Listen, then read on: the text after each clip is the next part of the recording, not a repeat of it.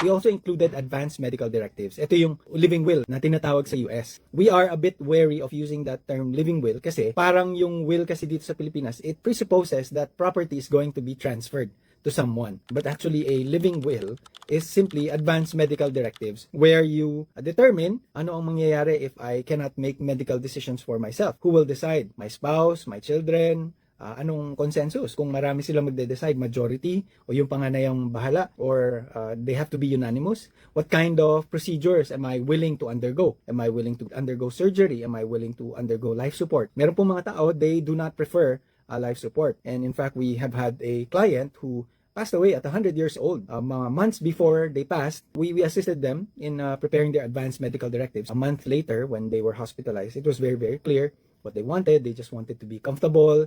They wanted to be kept warm. They did not want any surgery of any kind. Kasi nga naman, kung magwa 100 years old ka na, di ba? Why would you elect for something that could even endanger your life? And ang request lang namin na maybe they can include in their advanced medical directives palliative care in case they are not feeling well, or in case they are in pain, then they can be given medicines to ease the pain. But otherwise, they opted for no surgery, no life support, just keep them warm, keep them comfortable. Somebody should stand beside them. Yung mga ganun. Ano yung plans natin? Ano yung gusto nyo isuot when you pass away? As if hindi naman natin makikita yon, but it's also ano rin it's part of our exit plan, so to speak, no.